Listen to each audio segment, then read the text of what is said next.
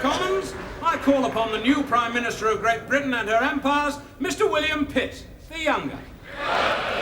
Mr. Speaker, members of the House, I shall be brief, as I have rather unfortunately become Prime Minister right in the middle of my exams. I look forward to fulfilling my duty in a manner of which Nanny would be proud. I shall introduce legislation to utterly destroy 3 enemies of the state. The first is that evil dictator, Napoleon Bonaparte. The second is my old geography master, Banana Breath Squigshanks. But most of all, sirs, I intend to pursue that utter slob, the Prince of Wales. Why? This year alone, he has spent £15,000 on banqueting. £20,000 on perfume. And most astonishingly of all, an astonishing £59,000 on socks. Therefore, my 3 main policy priorities are: 1, war with France. 2, tougher sentences for geography teachers. And 3, a right royal kick of the prince's backside. I now call upon the leader of the opposition to test me on my Latin vocab. Sir, if I may make so bold, a major crisis has arisen in your affairs. Yes, I know, Blackadder. I've been pondering it all morning. You have, sir? Yes, socks. Run out again. Why is it that no matter how many millions of pairs of socks I buy, I never seem to have any? Sir, with your forgiveness, there is another even weightier problem. They just disappear. Honestly, you'd think someone was coming in here, stealing the damn things, and then selling them off.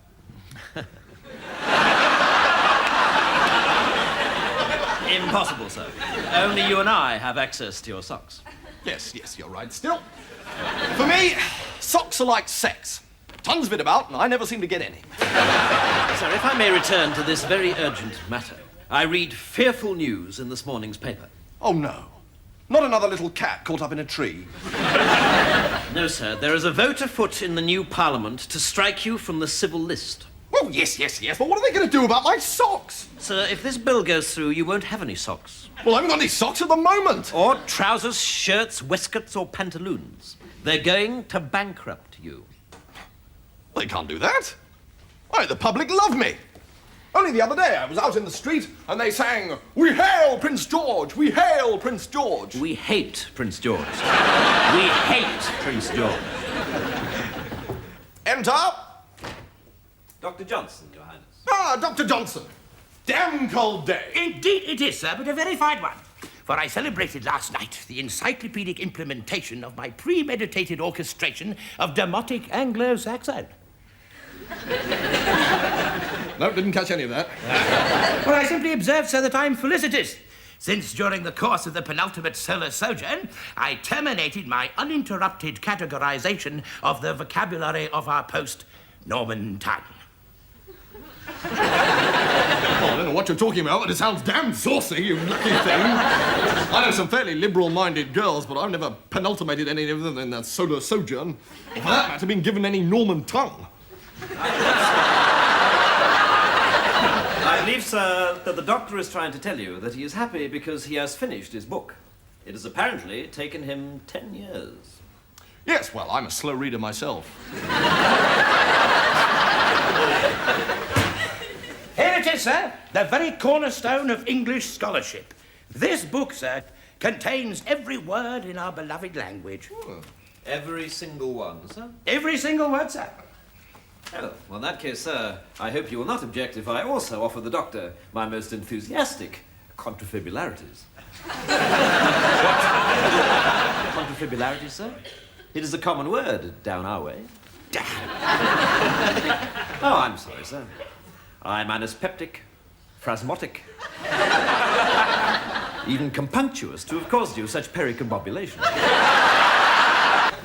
Baldrick, what have you done? I've done C and D.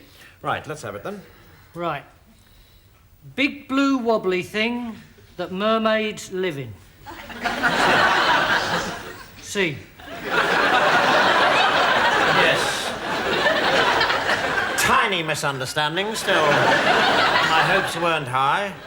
Oh, and what about D? I'm quite pleased with dog. Yes, and your definition of dog is? Not a cat. Excellent. Excellent. Your Highness, may I have a word? Certainly. As you know, sir, it has always been my intention to stay with you until you had a strapping son, and I one likewise, to take over the burdens of my duties. That's right, Blackadder, and I thank you for it. But I'm afraid, sir, that there's been a change of plan. I'm off to the kitchen to hack my head off with a big knife. Oh, come on, Blackadder. It's only a book. Let's just damn the fellow's eyes, strip the breeches from his backside, and warm his heels to Putney Bridge. Hurrah! Sir, these are not the days of Alfred the Great. You can't just lop someone's head off and blame it on the Vikings. Can't I, my God? No. Oh, well, all right, then let's just get on with it. I mean, boil my brains. It's only a dictionary. No one's asked us to eat 10 raw pigs for breakfast. Good Lord, I mean, we're British, aren't we? You're not, you're German. Get me some coffee, Baldric. If I fall asleep before Monday, we're doomed. Mr. Blackadder, time to wake up. What time is it? Monday morning. Monday morning? Oh, my God, I've overslept. Where's the quill? Where's the parchment? I don't know. Maybe Dr. Johnson's got some with him. What? He's outside. Ow! Are you ill, sir? No, you can't have it. I know I said Monday, but I want Baldric to read it, which unfortunately will mean teaching him to read.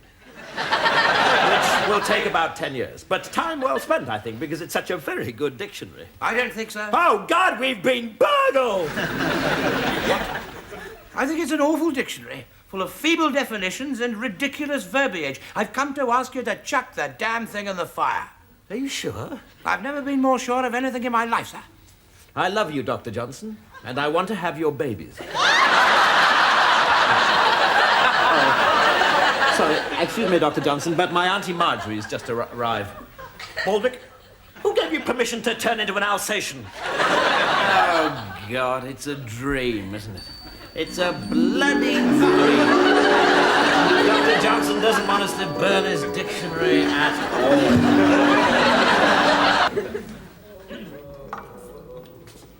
Yes, well, obviously it hasn't really got going yet. I think that's a bit of an understatement, Frou-Frou. I've been at autopsies with more party atmosphere. Don't worry, in a moment we will hear the sound of music and happy laughter.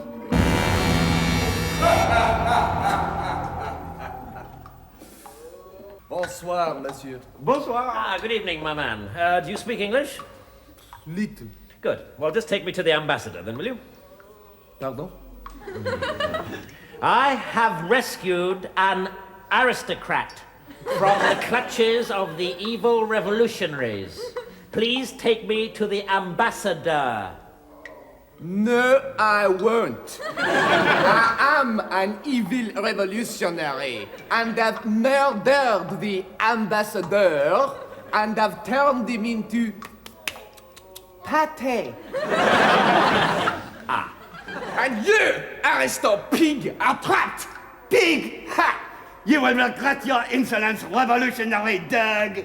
Dog, ha! You will regret your arrogance, royalist snake. Snake, ha! Look, I'm sorry to interrupt this very interesting discussion, but it really is none of my business, so I think I'll be on my way. Come on, Baldric. Not so fast, English. In rescuing this boîte de stinky weed, you have attempted to pervert revolutionary justice. Do you know what they do to people who do that?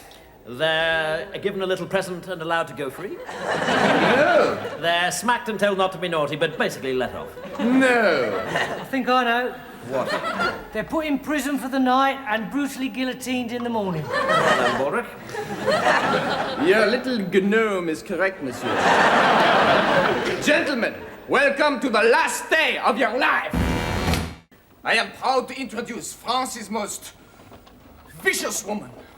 Unexpectedly arrived from Paris this morning. Would you please welcome Madame Guillotine herself?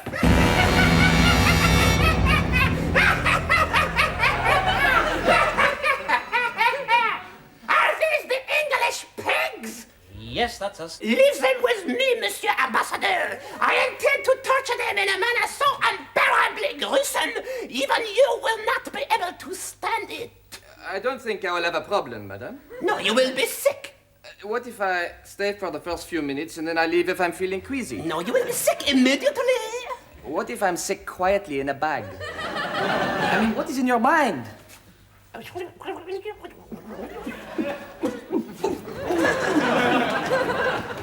So, scum, prepare to be in pain. Yes, certainly. But first, perhaps a toast to your beauty. Oh, thank you. Okay. Yes. So I expect you were expected to be rescued, huh? Some bloody hope. On the contrary, I'm just sorry I'm so late. What? Yes, gentlemen, I have come to take you to freedom. Hooray! My God, Smedley! But I thought you were an absolute fathead. No, just a damn fine actor. Thank God I got here before you took any of those awful suicide pills. Yes, I suppose if someone had taken one and wished that he hadn't, he'd be able to do something about it. No, they're very odd things, you see. The symptoms are most peculiar. First of all, the victims become very, very depressed. Oh, God! But this whole revolution is so depressing. I mean, sometimes I wonder why I bother. I mean, I'm so lonely and nobody loves me.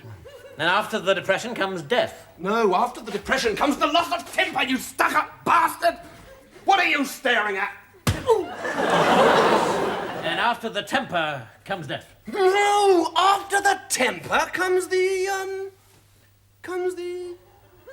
Forgetfulness? yes, that's it. Comes the, Forgetfulness. Yes, right in the middle of a thingy, you completely forget what it was you... Oh, nice pair of shoes. And after the forgetfulness, you die. Oh, no, I forgot one. After the forgetfulness comes a moment of exquisite happiness. Jumping up and down and waving your arms in the air and knowing that in a minute we're all going to be free. Free! Free! And then death? No, you jump in a corner first. Hooray! It's the Scarlet Pimpernel! Yes, Mordred. And you killed him! As we rehearsed, poetry first, sausage later. So what do you think? Harold the Horny Hunter should do the trick. Just remind me of it, sir. Harold the Horny Hunter had an enormous horn. Yes. It is absolutely excellent, sir. However, might I suggest an alternative? Lovely little dumpling, how in love I am. Let me be your shepherdkins, you can be my lamb. Well, I think we'll be very lucky if she doesn't just come out onto the balcony and vomit over us. But still, let's give it a whirl. You just right here, sir. Right. Call for her romantically. What? All right, come on out here, you rollicking, trolloping sauce bottle! Woof, woof! Yes, 'tis I, your gorgeous little love bundle. Oh, George, I think you must be the snuggly, wuggliest lumpkin in the whole of Toyland. What was that? Nothing. There was just a little fly in my throaty. Yuck, yuck. Do you want the hanky-wanky to cop the flemmy-wemmy woo-woo into? Whoa, crikey! What is that? Is there someone else down there with you? No, it was just the wind whistling through the trees and making a noise that sounded like... Oh, joy! Then come, Prince Cuddly Kitten. Climb up my ivy. Sausage time! There is someone down there with you. Oh, my God, yes, so there is. A filthy intruder spying on our love. Oh, hit him, George, hit him! Very well. Would you mind screaming, Your Highness? Take that! And that! And that! Oh, you're so brave. And I'm so worn out with all the excitement. I better go sleepy bobos, otherwise I'll be all cross in the morning. Nighty-night, Georgie Porgy. Nighty-whitey, Amy-wamey. I think it worked, sir. In the morning, I shall go in and ask her father. You go out and start spending his money. I can't stand meanness when it comes to wedding presents. And well done, sir. You were brilliant. Was I? Yes, sir. But I'm in agony. Well, that's love for you. Sir, I come as emissary of the Prince of Wales with the most splendid news. He wants your daughter Amy for his wife. Well, his wife can't have her. Outrageous, sir, to come here with such a suggestion. Mind, sir, or I shall take off my belt and by thunder, my trousers will fall down. Sir, you misunderstand. He wants to marry your lovely daughter. Oh, can it be possibly true? Surely lovers never cross such boundaries of class. Well, what about you and Mum? Well, yes, grandly, when I first met her, I was the farmer's son and she was just the lass who ate the dung, but that was an exception. And Auntie Dot and Uncle Ted? Yes, all right, he was a pig poker and she was the Duchess of Argyle, but... And Auntie Ruth and Uncle Isaiah, she was a milkmaid and he was the Pope, yes, all right. I won't argue. Suffice it to say, if you marry, we need never be poor or hungry again. Sir, we accept. Good. So obviously you'll be wanting an enormous ceremony. What did you say? Well, obviously, now we're marrying quality, we'll never be poor or hungry again. Meaning that you're poor and hungry at the moment? Oh, yes. We've been living off lard butties for 5 years now. I'm so poor I use my underpants for drying dishes. So you're skint? Aye. Well, in that case, the wedding's off. Good day. Well, Baldric, a good night's work, I think. It's time to divide the loot, and I think it's only fair that we should share it equally. Which I suppose is highwayman's talk for you get the cash, I get the snotty hanky. No, we did this robbery together, so you get half the cash. Oh, thank you, Mr. B. This robbery, on the other hand, I'm doing alone. Hand it over, your money or your life. All fair and above board. Fair enough. As long as I haven't been cheated, I don't mind. Hands up! I am the shadow, but I never miss. Oh, no. You, the one that looks like a pig. He's talking to you, Baldric. Skedaddle! So, who have we here? Well, a well-set-up fellow indeed. Sir, a kiss. Sorry, I'm not sure I heard that correctly. Oh, dear.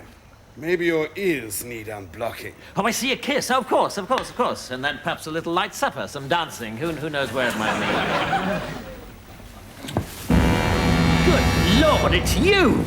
Of course. But your voice, it's... Clever, isn't it? Does your father know you're out? He had to go. You mean he's dead? Yes, dead as that squirrel. Which squirrel?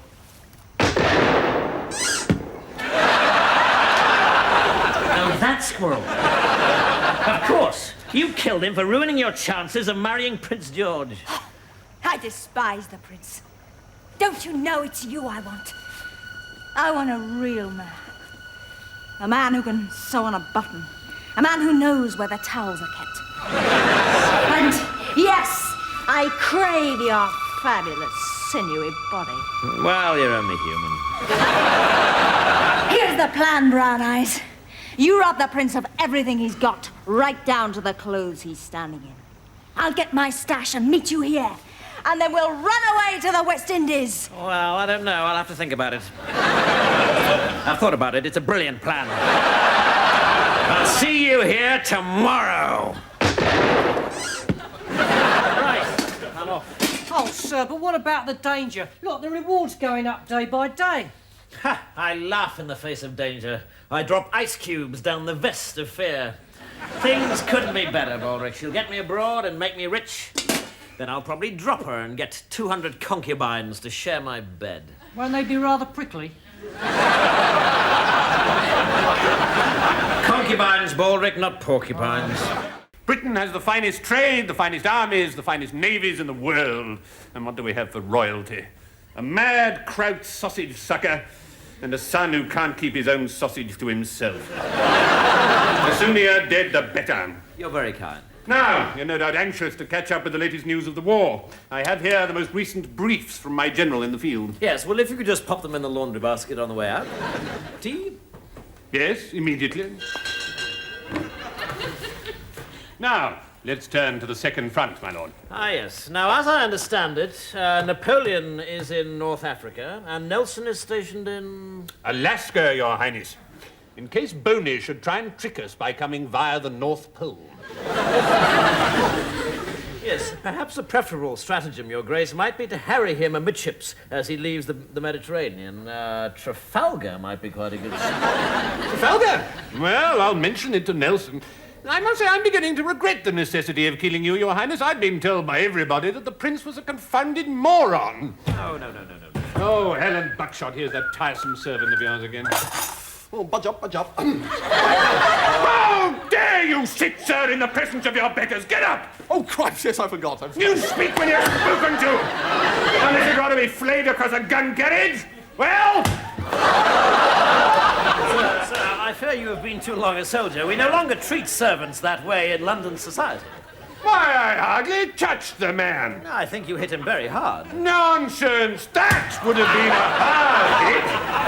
I just hit him like that. No, sir. A soft hit would be like this. Whereas you hit him like this.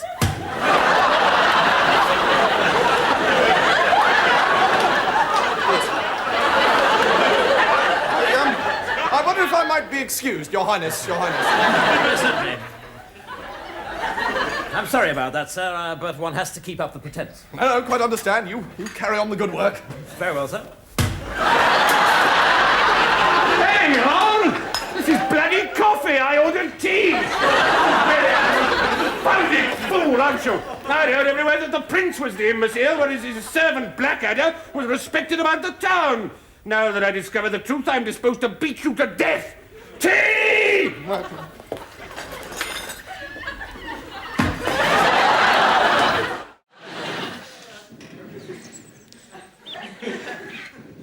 No, don't stop, sir. It's coming. It's definitely coming. I just wonder whether 2 socks and a hand grenade is really the sort of thing that covers of king and country are made of. There will be when I've painted them being shoved up the Kaiser's backside. Now, this is interesting. What is? Well, Private Baldrick is obviously a bit of an impressionist. The only decent impression he can do is of a man with no talent. What's it called, Baldrick? The Vomiting Cavalier? No, sir. That's not supposed to be vomit. It's dabs of light. No, it's vomit. Yes. So, why did you choose that? You told me to, sir. Did I? Yeah, you told me to paint whatever comes from within. So I did my breakfast. Look, there's a little tomato. Hopeless. If only I'd paid attention in nursery art class instead of spending my entire time manufacturing papier-mâché willies to frighten Sarah Wallace. You know, it's funny, but painting was the only thing I was ever any good at. Well, it's a pity you didn't keep it up. Well, as a matter of fact, I did, actually. I mean, normally, of course, I wouldn't show them to anyone because they're just embarrassing daubs, really. But, you know, they give me pleasure. Embarrassed to show them to you now, as it happens. But there you go. For what they're worth. To be honest, I really should have my hands cut off. I mean... George, these are brilliant. Why didn't you tell us about these before? Well, you know, it wasn't like to blow one's own trumpet. You might at least have told us you had a trumpet. These paintings could spell my way out of the trenches. Yours? That's right, ours. All we have to do is paint something heroic to appeal to the simple-minded Tommy. Over to you, Baldrick. How about a noble Tommy standing with a look of horror and disgust over the body of a murdered nun what's been brutally done over by a nasty old German? Excellent. I can see it now. The nun and the Hun. No time to lose. George, set up your easel. Baldrick and I will pose. This is going to be art's greatest moment since Mona Lisa sat down and told Leonardo da Vinci she was in a slightly odd mood. Baldrick, you lie down in the mud and be the nun. I'm not lying down there, it's all wet. Well, let's put it this way. Either you lie down and get wet, or you knock down and get a broken nose. Actually, it's not that wet, is it? No. What are you going to be then, sir? The noble Tommy? Precisely. Standing over the body of the ravaged nun. I want a wimple. Well, you should have gone before we started the picture. You know, the funny thing is, my father was a nun. No, he wasn't. He was so, sir. I know, because whenever he was up in court and the judge used to say occupation, he'd say none. Right, you ready? Oh, just about, sir, yes. If you'd just like to pop your clothes on the stool. I'm sorry? Just pop your clothes on the stool over there. You mean you want me tackle out? So, yes. If I can remind you of the realities of battle, George, one of the first things that everyone notices is that all the protagonists have got their clothes on. Neither we nor the Hun favour fighting our battles au naturel. Sir, it's artistic license. It's willing suspension of disbelief. Well, I'm not having anyone staring in disbelief at my willy suspension. Now get on and paint the bloody thing sharpish.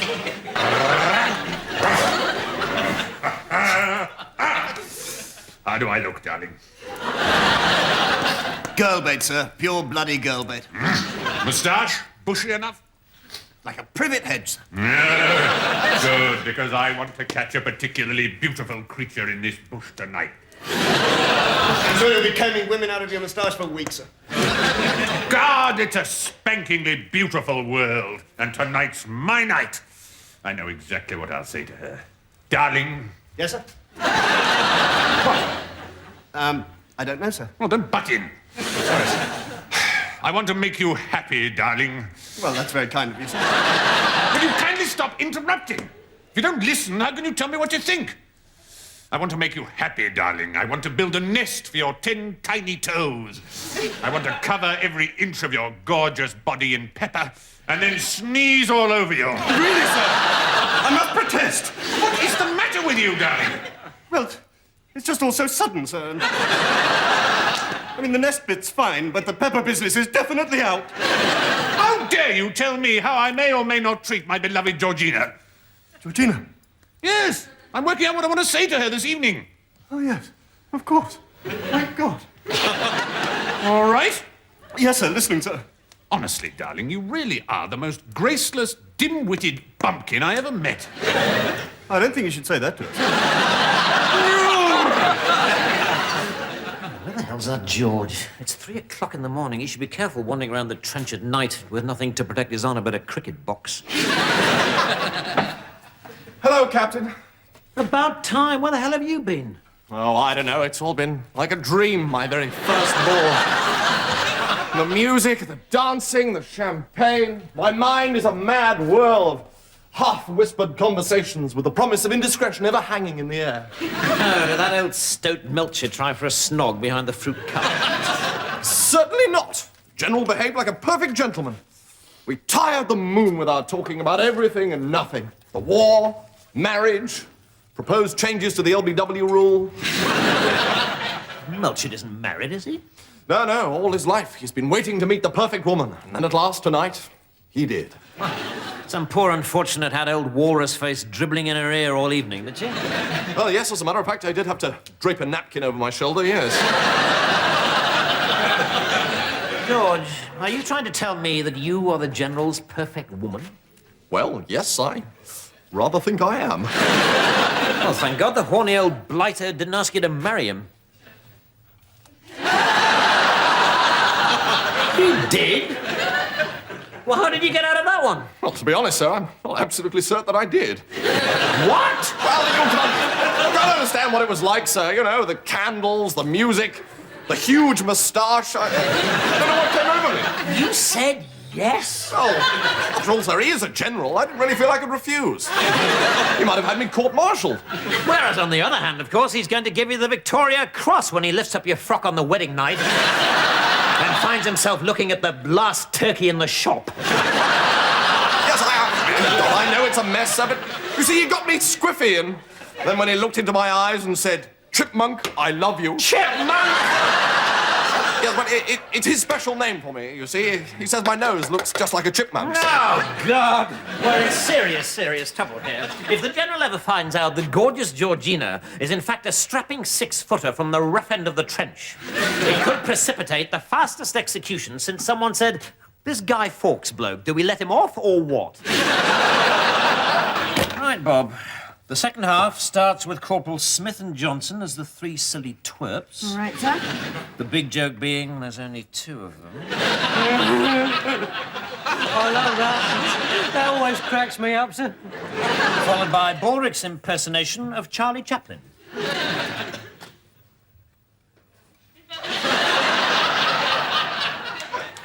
Yes. Bob, take a telegram. Yes, sir. Mr. C. Chaplin, Senate Studios, Hollywood, California. Congrats, stop. Have discovered only person in world less funny than you. Stop. Name Baldrick, stop. Yours, E. Blackadder, stop. Oh, and put a P.S. Please, please, please, stop. And then after that, we have, ladies and gentlemen, the highlight of our show. Ta-da!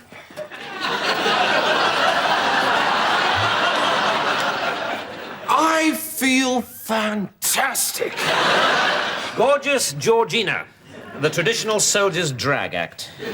You look absolutely lovely, sir. Baldrick, you are either lying, blind, or mad. The lieutenant looks like all soldiers look on these occasions, about as feminine as W.G. Grace. What are you going to give him, George? Well, I thought one or two cheeky gags, followed by she was only the ironmonger's daughter, but she knew a surprising amount about fish as well. Inspired. Well, at least you made an effort with the dress. What about your costume, Baldrick? I'm in it, sir. I see. So your Charlie Chaplin costume consists of that hat. Yes, sir. Except that in this box, I have a dead slug as a brilliant false moustache. Yes, only quite brilliant, I fear. How, for instance, are you to attach it to your face? Well, I was hoping to persuade the slug to cling on, sir. Ulrich, the slug is dead. If it failed to cling on to life, I see no reason why it should wish to cling on to your upper lip. Baldrick, come on. Slugs are always a problem. What you've got to do is screw your face up like this, you see? And then you can clamp it between your top lip and your nose. What? Like this, sir? That's it, that's splendid. Right. Sir, there's a visitor to see you. Good Lord, Mr. Chaplin. This is indeed an honour. Why, it calls for some sort of celebration. Baldrick! Sir, that is extraordinary because you see, this isn't Chaplin at all. This is Baldrick. Yes! It's me, sir! I know. I was, in fact, being sarcastic. Oh, I see. Everything goes above your head, doesn't it, George? You should go to Jamaica and become a limbo dancer.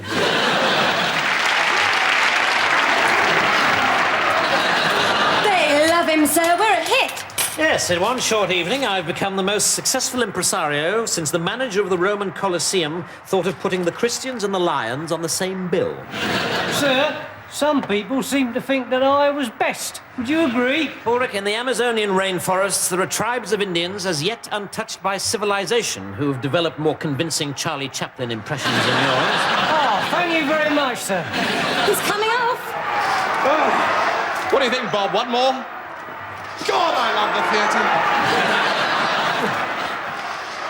theatre. It's in my blood and in my soul. Baldrick, put those in some water, will you? Yes, sir. Ha! Eat knuckle, Fritz! Ugh. How disgusting! A Bosch on the sole of my boot! I shall have to find a patch of grass to wipe it on. Probably get shunned in the officer's mess. Sorry about the pong, you fellows. Trod in a Bosch and can't get rid of the whiff. Do you think we could dispense with the hilarious doggy-doo metaphor for a moment? I'm not a Bosch. This is a British trench. Is it? Oh, that's a piece of luck. Thought I'd landed sausage side. Mind if I use your phone? If word gets out that I'm missing, 500 girls will kill themselves. I wouldn't want them on my conscience. Not that they ought to be on my face. Hi, Flash out here. Yeah. Cancel the state funeral, tell the king to stop blubbing. Flash is not dead. I simply ran out of juice. Yeah, and before all the girls start saying, oh, what's the point living anymore, I'm talking about petrol. Woof, woof! Yeah, I dumped the kite on the proles, so send a car. General Melchit's driver should do. She hangs around with the big knob, so she'll be used to a fellow like me. Woof, woof! Look, do you think you can make your obscene phone calls somewhere else? No, not in half an hour, you rubber desk Johnny. Send the bitch with the wheels right now, or I'll fly back to England and give your wife something to hang her towels on. Okay, Hey, dig out your best booze and let's talk about me till the car comes. Yeah, must be pretty impressed having Squadron Commander the Lord Flashheart drop in on your squalid bit of line. Actually, no. I was more impressed by the contents of my handkerchief the last time I blew my nose. Yeah, like how? You probably got little pictures of me on the walls of your dugout, haven't you? I bet you go all girly and giggly every time you look at me. I'm afraid not.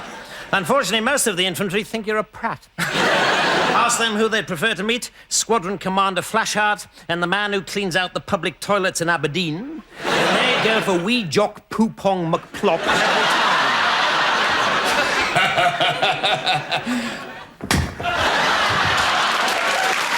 So when that fellow looped the loop, I honestly thought that... My God! Yes, I suppose I am. Lord Flashheart, this is the greatest honour of my life. I hope I snuff it right now to preserve this moment forever. It could be arranged. Lord Flashheart, I want to learn to write so I can send a letter home about this golden moment. So all the fellas hate me, eh? Not a bit of it. I'm your bloody hero, eh, old scout? Jesus. Now, Lord, I've got every cigarette card they ever printed of you. My whole family took up smoking just so that we could get the whole set. My grandmother smoked herself to death so we could afford the album. Of course she did. Of course she did, the poor love-crazed old octogenarian. Well, all right, you fellas. Let's sit us down and yarn about how amazingly attractive I am. Yes, would you excuse me for a moment? I've got some urgent business. There's a bucket outside I've got to be sickened to. All right, you chaps, let's get comfy. You look like a decent British bloke. I'll park the old booties on you, if that's okay. It would be an honour, my lord. Of course it would. Have you any idea what it's like to have the wind rushing through your hair? No, sir? He has. Lucky devil. But now, forgive me. I must take to the skies once again. Very funny. The noble Lord Flashheart still eludes me. I think you'll find he's overrated. Bad breath and impotent, they say. Sexual innuendo! But enough of this. As you say in England, I must fly. Perhaps I will master this humor after all, yeah? I wouldn't be too optimistic. He's a little fella. If you get lonely in the night, I'm in the old chateau. There's no pressure. Pratful! Is it really true, sir? Is the war really over for us? Yep, out of the war and teaching nuns how to boil eggs. For us, the Great War is finito. A war that would be a damn sight simpler if we just stayed in England and shot 50,000 of our men a week. No more mud, death, rats, bombs, shrapnel, whiz-bangs, barbed wire, and those bloody awful songs that have the word whoops in the title. Oh, damn, he's left the door open. Oh, good, we can escape, sir. Are you mad, Baldrick? I'll find someone to lock it for us. Shush, TV! Mum's the word, not half or what? Sir, why did you just slam the door on Lieutenant George? I can't believe it. Go away! It's me! Well, what the hell are you doing here? Oh, never mind the hows and the whys and the do you mind if I don't? Take a Superman to get in here. Well, it's funny you should say that because, as it happens, I did have some help from a rather spiffing bloke. He's taken a break from some crucial top-level shagging. It's me! Hooray! Potatoes, George! You said noble brother Friars were in the lurch. If I'd known you meant old Slack Bladder and the Mound of the Hound of the Baskervilles, I'd probably let them stew in their own juice. And let me tell you, if I ever tried that, I'd probably drown. Still, since I'm here, I may as well do it! As the Bishop said to the netball team. Come on, chums!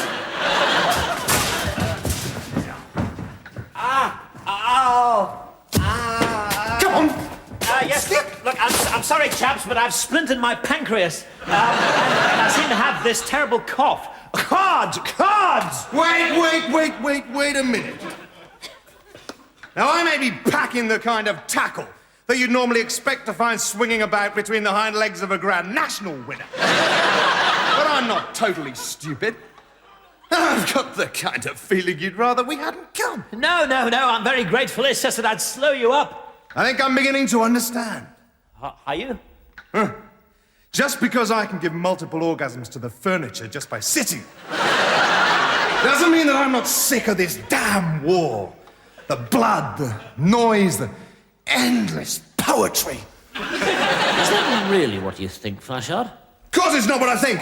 Now get out that door before I redecorate that wall in an interesting new colour called Hint of Brain. Excellent. Well, that's clear. Let's get back to that lovely war then. Woof! Woof! Mark!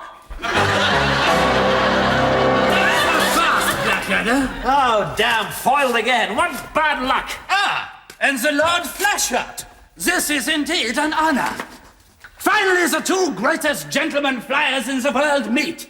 Two men of honor who have jousted together in the cloud-strewn glory of the skies, are face to face at last.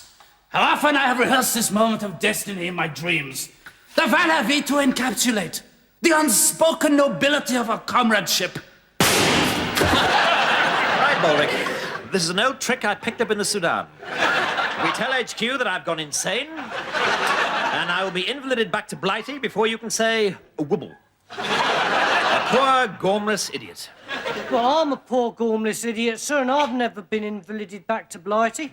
Yes, Baldric, but you never said wibble. Now, ask me some simple questions. Right.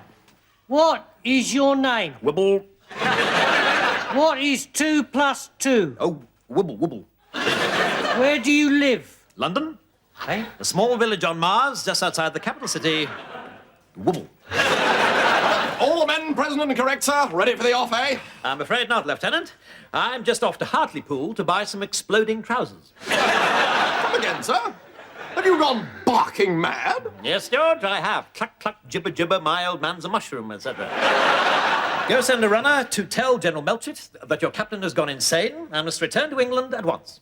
Sir, how utterly ghastly for you. I mean, well, you'll miss the whole rest of the war. Yes, very bad luck. Beep. Right. Beep. Now, Baldric, I'll be back as soon as I can. Papa. Whatever you do, don't excite him. Fat chance. Now, all we have to do is wait. Baldric, fix us some coffee, will you? And try to make it taste slightly less like mud this time. Not easy, I'm afraid, Captain. Why is this? 'Cause it is mud. We ran out of coffee 13 months ago. So every time I've drunk your coffee since, I have in fact been drinking hot mud. With sugar. Which, of course, makes all the difference. Well, it would do if we had any sugar, but unfortunately we ran out New Year's Eve 1915. Since when, I've been using sugar substitute. Which is? Dandruff. Brilliant. Still, I could add some milk this time. Well, saliva. No, thank you, Baldric. Call me Mr. Picky, but I think I'll cancel it. That's probably because you're mad, sir. Well, quite. Well, I didn't go down at all well, I'm afraid, sir. Captain Darling said they'd be along directly, but, well, you better be pretty damn doolally. Don't worry, George, I am. Okay. When they get here, I'll show them what totally and utterly bonkeroony means. Wow. Till then, we've got bugger all to do except sit and wait. Well, I don't know, sir. We could have a jolly game of charades. Oh, yes. And sing-along of musical hits like Birmingham Bertie and Whoops, Mrs. Miggins, you're sitting on my artichokes. Yes, I think bugger all might be rather more fun. Permission to ask a question, sir? Permission granted, Baldric, as long as it isn't the one about where babies come from. No. The thing is, the way I see it, these days there's a war on, right? And ages ago there wasn't a war on, right? So there must have been a moment when there not being a war on went away, right? And there being a war on came along. So what I want to know is, how did we get from the one case of affairs to the other case of affairs? Do you mean, how did the war start? Yeah. The war started because of the vile Hun and his villainous empire building. George, the British Empire at present covers a quarter of the globe, while the German Empire consists of a small sausage factory in Tanganyika. I hardly really think that we can be entirely absolved from blame on the imperialistic front. Oh, no. No, sir. Absolutely not. Mad as a bicycle. Sir. Captain Darling. Captain Blackadder? Here to join us for the last waltz? Yes. Tired of folding the General's pyjamas. Well, this is splendid comradely news. Together we'll fight for king and country and be sucking sausages in Berlin by tea time. Yes, I hope their cafes are well stocked. Everyone seems determined to eat out the moment they arrive. Really, this is brave, splendid, and noble. Sir? Yes, Lieutenant? I'm scared, sir. I'm scared too, sir. I mean, I'm the last of the tiddly-winking leapfroggers from the golden summer of 1914. I don't want to die. Really, not over keen on dying at all, sir. How are you feeling, darling? Not all that good, Blackadder. Rather hoped I'd get through the whole show. Go back to work at Pratt & Sons. Keep wicket for the Croydon gentleman. Married Doris. Made a note in my diary on the way here. Simply says, bugger. Well, quite. Come on, let's move. Fix bayonets! Don't forget your stick, Lieutenant. Rather, sir. Wouldn't want to face a machine gun without this.